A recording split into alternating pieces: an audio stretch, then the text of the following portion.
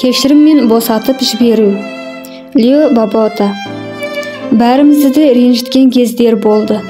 Бір кездері жамандық жасады, сатып кетті, жүректі жаралады. Мұндай жағдайда қайғыру қалыпты десек те, кейде бұл сезім ұзаққа созылып кетеді. Бұл қайғыны қайта сезіне береміз. Ол бізді жібергісі келмейді. Бұның ақыры түйткілге тіреледі. Өзіңізді бақытсыз сезінесіз. Достармен қарым-қатынас қиындайды. Отбасында қиындықтар басталады. Жұмысқа ден қоя алмай, елден безіп кеткіңіз келіп, жаңа нәрсенің бәрінен басыңызды алып қашасыз. Реніш пен ашудың қақпанына түсіп, шығар есікті таппай қаласыз. Сол үшін өзіңнен босатып, жіберіп үйреніп керек. Жіберіп, кешіріп үйренген абзал. Сонда ғана ары қарай қозғалып, қайтадан бақытты боласыз. Мен осылай жасауды әрең үйрендім. Баяғыда жасөспірім кезімде бұрынғы қызыма ренішім қап кетіп еді. Тек 8 жыл өткен соң, мен оған деген ашу мен ызадан құтылдым. Мен оны кешірдім. Содан бақытым тасып, сол қызбен қарым-қатынасым жақсарды.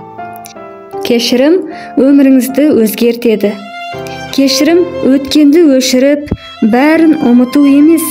Кешірім деген ол адам өзгерді, өзін басқаша ұстай бастады деген сөз емес. Сіз бұған ықпал жүргізе алмайсыз. Кешірім деген реніштен басы бүтін құтылдыңыз. Бұл тақырып сізді ашуландырмайды деген сөз. Бұлай өте қиын.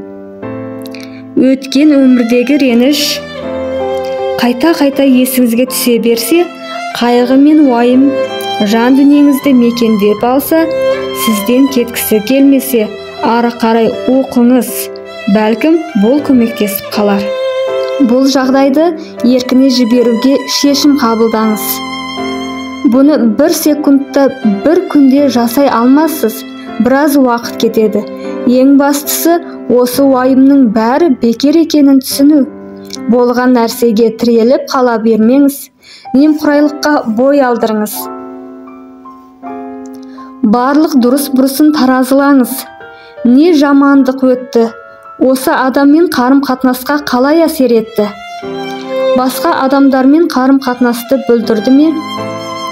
Отбасыңыз бен жұмысыңызға қалай әсер етті? Арманыңызды алыстатты ма?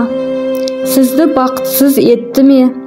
Бәрін талдап, жаман жаққа қарай не өзгергенін анықтаңыз. Кешірім өміріңізді қаншалықты жеңілдететінін ойлаңыз. Сізді қаншалықты бақытты ететінін, өткен өмірден құтқаратынын, үздіксіз алаңды жоятынын, жалпы өмірді жақсы ететінін ойлаңыз. Таңдау өз еркіңізде. Сіз басқалардың әрекетін бақылауда ұстай алмайсыз. Оған тырыспаңыз. Есесіне өзіңіз не ойлап, не істейтініңізді шешесіз. Уайымды тоқтатып, ары қарай қозғалуды өзіңіз шешесіз. Бұл сіздің еркіңіздегі билік. Сізге керегі соны қалай істеу керегін анықтау. Алаңдаңыз. Өзіңізді сол адамның орнына қойып көріңіз. Неге солай еткенін түсінуге тырысыңыз. Бұл жақсы адам. Тек бір нәрсені дұрыс жасамады деген болжамнан бастаңыз. Ол не ойлады? Басына күн туды. Дәл солай жасауына не түрткі болды? Мұндай шешім қабылдағанда не сезінді? Бәрін бүлдірген соң өзін қалай сезінді?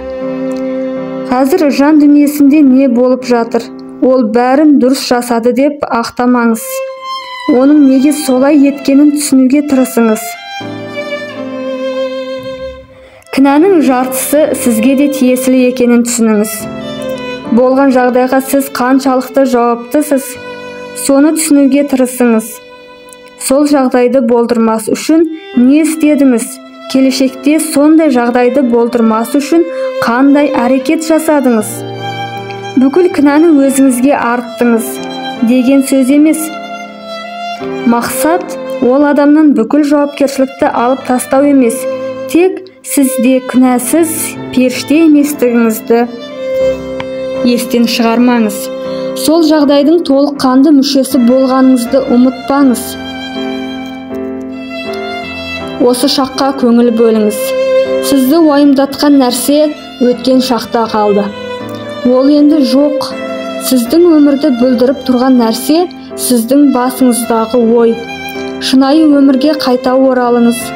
Дәл қазір не істеп жатырсыз? Содан ләззат алыңыз. Өткен өмірге орала беруді доғарыңыз. Ойыңыз кетпеуге тиіс жаққа бұрылып кете берсе, соны байқап отырыңыз. Оларды ақырындап осы шаққа жетелеп әкеңіз. Өміріңізге тыныштық орнатыңыз. Жаман ойды қуған кезде тыныстауға мән беріңіз. Дем шығарған сайын өткен өмірдегі реніш пен уайым сізден кетті. Тәніңіз бен санаңызды босатады деп есептеңіз. Демалу ішке тыныштық пен сабырды енгізеді. Қайғыны жіберіңіз, өмірге күллі әлемді кіргізіңіз. Өткенге қадала бермеңіз, бүгінмен өмір сүріңіз. Рақымшылықты сезініңіз. Ренжіткен адамды кешірсеңіз, иығыңыздан ауыр жүк түседі. Соның қандай керемет жеңілдік екенін сезініңіз. Ашусыз, ызасыз өмір сүрудің қандай жақсы екенін түсініңіз. Сол адамға рақымыңыз түссін. Оған бақыт пен махаббат тілеңіз. Шын жүректен. Ол адамда бәрі жақсы болсын. Әрине, мұның барлығын бір сәтте болдырту оңай емес. Дегенмен, жоғарыда жазылғандарды қолдансаңыз, ақырында осындай жеңілдікке келесіз.